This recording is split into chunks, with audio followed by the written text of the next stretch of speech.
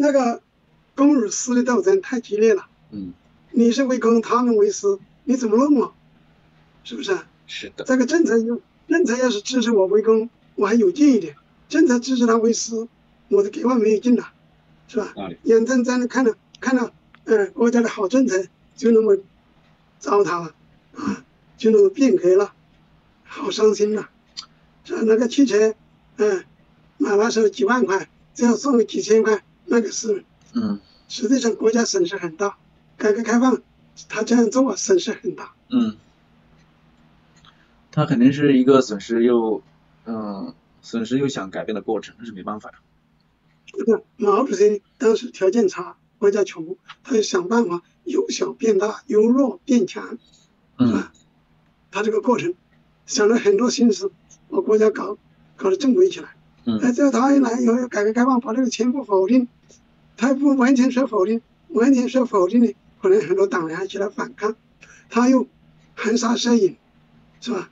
他有时候呢又故作镇定，就是演变，和平演变，就是这样演变的。他一边说坚持毛主席的思想，一边呢行动上又不按毛主席路线走，他是另搞一套，他叫和平演变。哎呀，也是相当于那种思想解体了哈。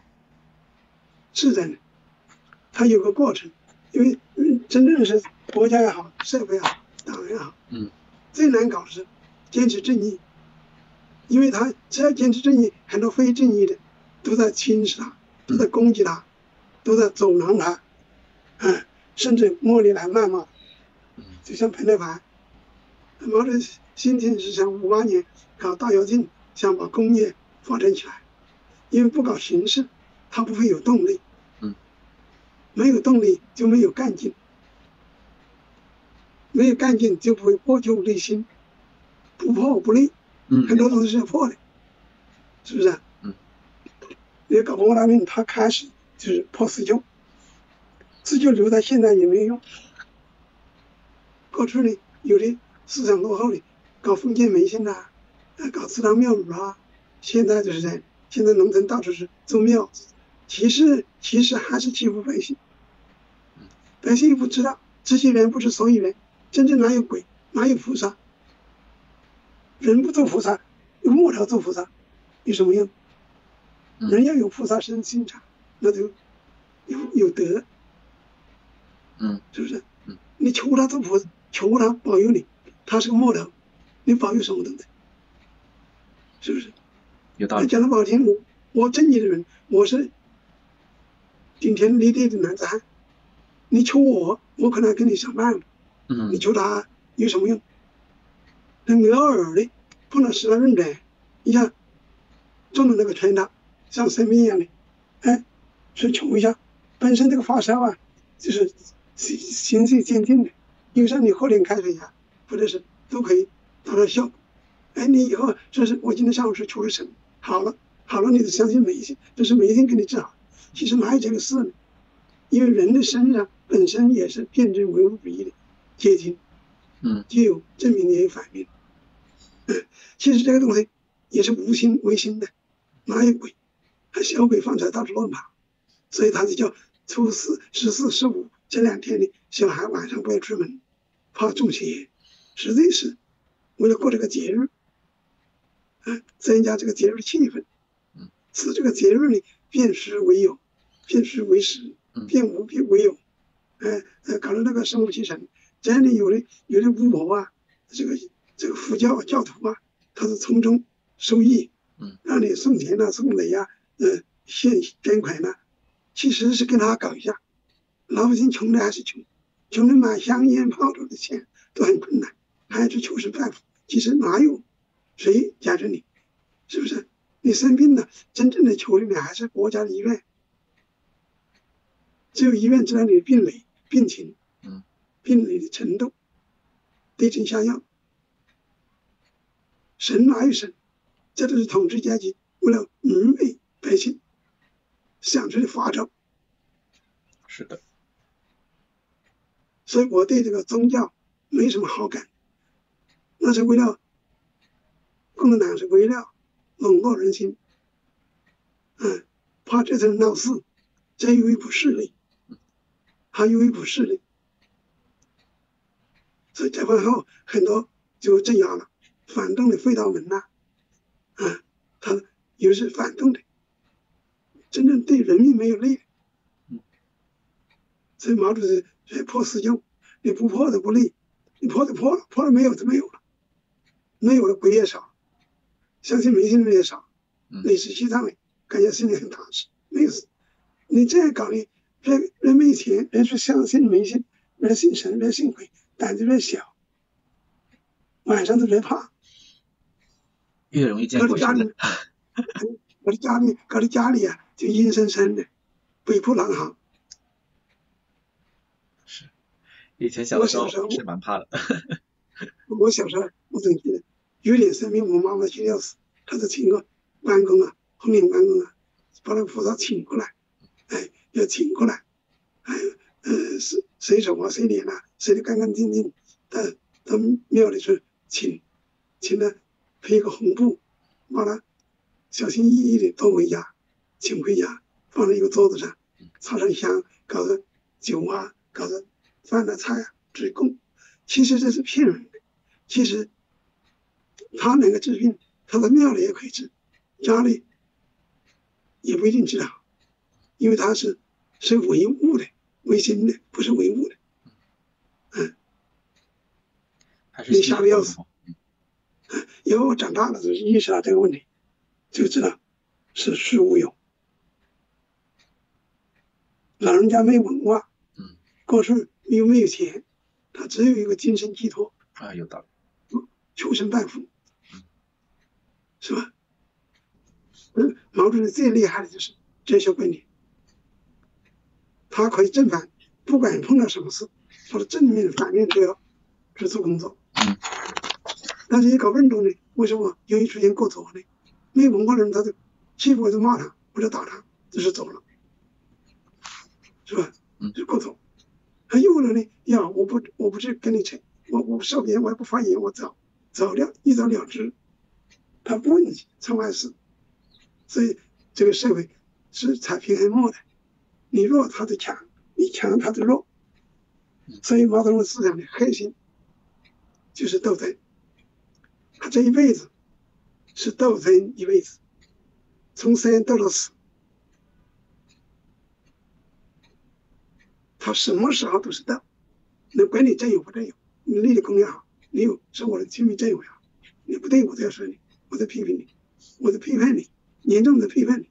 你如果影响号召力，是号召别人来推翻我，你就是反动，你是反革命，它是上升到这个右派或者是反革命这个高度，把你整垮。但是他没有私利，整了以后他有同情心，看到这个人有能力，他要用他。我这个举个例子就是邓小平，他有能力，他点子多快，鬼点子多，他又韬光养晦，人的一时之气，贯彻百而之用。毛主席在的时候，总说的是，等毛主席死了，他翻脸了，是吧？所以这个文化大革命实践证明，邓小平就是反面教人。通过他掌权了以后，他就表现得更特别、更突出。他表现得更突出，坚持正义的共产党人受苦，调皮捣蛋的跟他一丘之貉的人，他是受累得累。所以他搞了20年，这个不伦不类的，又不是总书记，也不是国家主席，他是挂了一个政委主席，是自己扶的。他是利用政权镇压，完了就是时间去镇压。他这样一搞，人家怕他，只有听他的。听他的，他是走，有是有。其实他开始用他的时候，他1000个、10000个表态，我坚决拥护毛主席，坚决拥护毛主席，我绝不翻案，永不翻案，是他自己写在纸上，白纸黑字。他以后都不是，连陈荣贵都知道，陈荣贵是邓总理，你原来是你不翻案，你怎么又翻案？他回答陈荣贵怎么，你懂个屁！74年，结果呢，四人帮又到毛主席那汇报，他要整顿文化大革命，那个毛主席号召的那个培培资产阶级发展，培培资产阶级，培培修正主义，他又来搞整顿，就是整顿推高，搞这个，但不是运动的运动，清理文化大革命搞的一些过左的行为的，他要清掉，实际把毛主席知道了文化大革命，结果江青、王文就给毛主席汇报，毛主席说，叹一口气，哎，水不犯岸靠不住啊！要江青、王文就利用这一句话，开展反潮流，就是反潮流，批判邓小平，批判刘少，不是批判林彪，批判孔老二，加一个批判邓小平。本身那个孔夫子，他是儒家思想，都是不道的，他是懦弱无能的。儒家的核心，他是中庸之道，你好我好大家好，中间派和事佬，这是孔夫子的。为什么他要你仁义礼智信？他这里灌输那个要孝啊，要忠啊，要义啊。那你的意思上，你跟宋江一样，只反同盟不反反对，他到底属于亏道，反反对他不反。所以毛主席一针见血的说，评水浒，就是评宋江，他只反同盟不反反对。这是我们两个人实力说，我们现在反腐就有这个味道。同盟反了很多，但是他不反邓小平，他不反江泽民，他不反李鹏，这是一个道理。他上来以后取消阶级斗争，说现阶段没有阶级了，这是理论上站不住脚的。他镇压学生运动也是阶级斗争。83年严打，那是抢了2块钱判10几年，这不是阶级斗争吗？你整毛主席培养的接班人，文化大革命上来的人全部整下去，也是阶级斗争。他要撤销就是人停止了，不搞这个斗争，不搞斗争，所以就出现那么多贪污腐败，没有群众监督，领导权力过大，我行我素，没人管他。一把手不管哪个单位，一把手他是上帝，他说了算。他说做饭事没哪个敢提意见，还背后还拍他马屁，还奉承他，就扭曲了，社会变了，正义就没有了。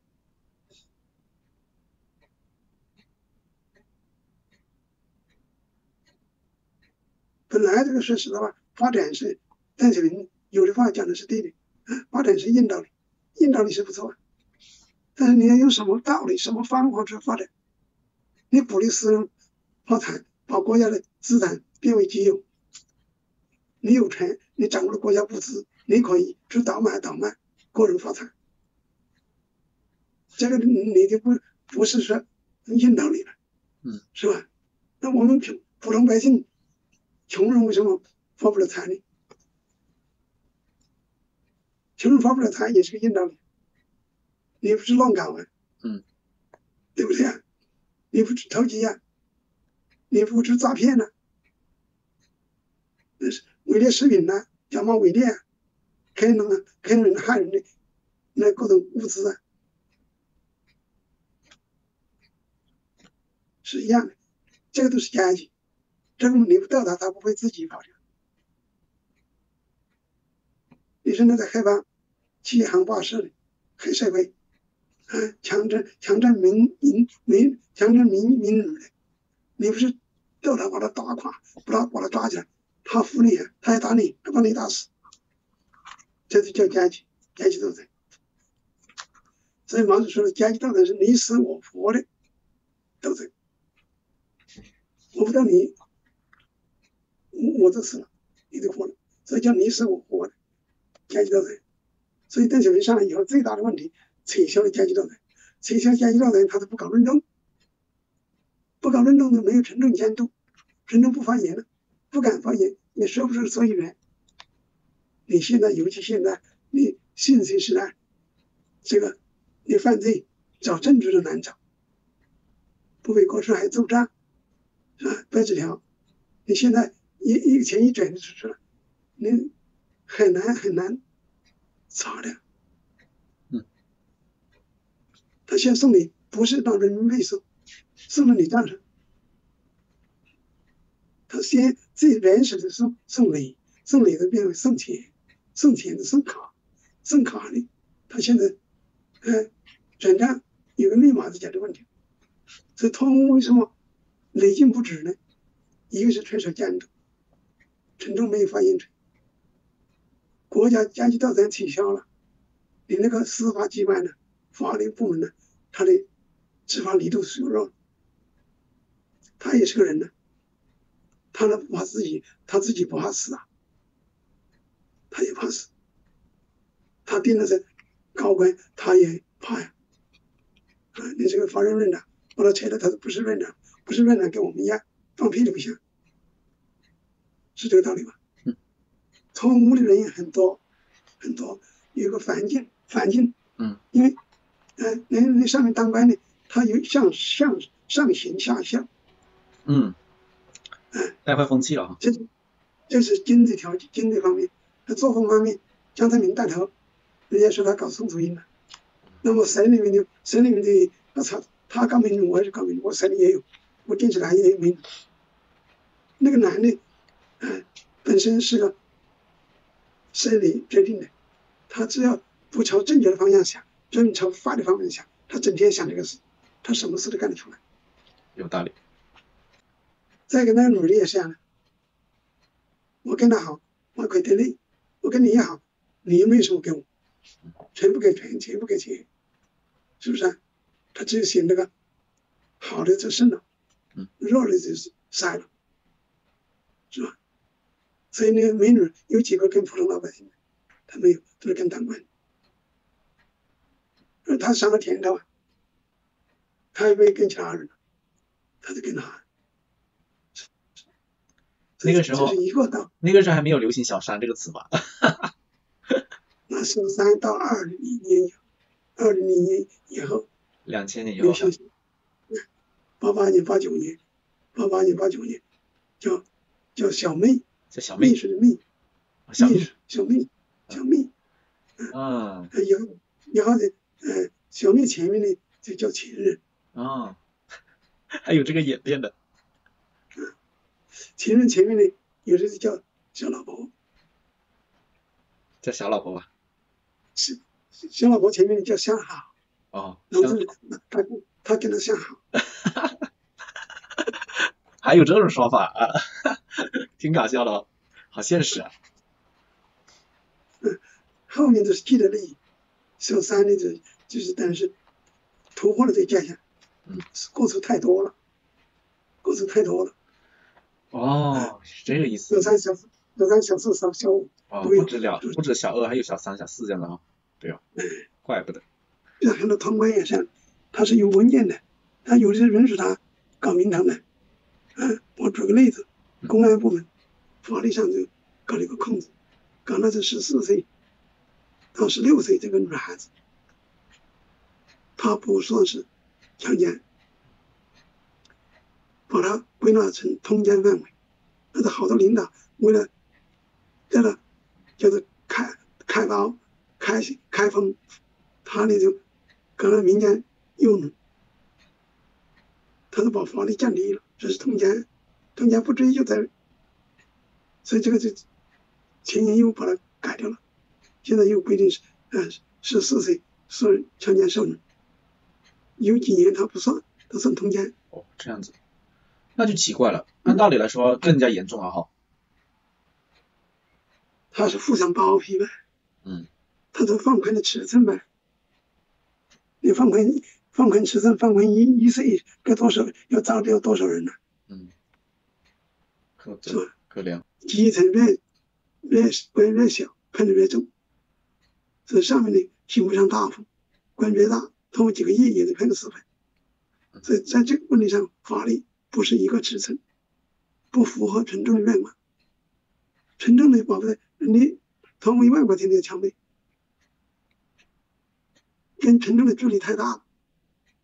那个大官他上了几个亿，他都不枪毙，这个就心里就很难服气，老百姓就很难服气。他还是毛主席搞几个运动，管住了很多领导，让他少犯错误或者没有犯错误，但也不是个个犯错误。我说了，一个是要有高度的自控能力，自己什么社会谴责、法律追究、亲戚朋友的议论，是吧，都不敢做，这是一种现象。第二种现象呢，是国家管得紧，上面政策抓得紧。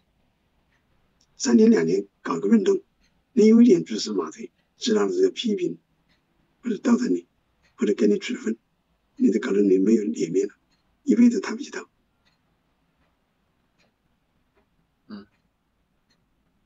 这哪有像现在的有的100多个、几百个，那这像什么话？那这个跟个公鸡一样的，是吧？好，谢谢啊。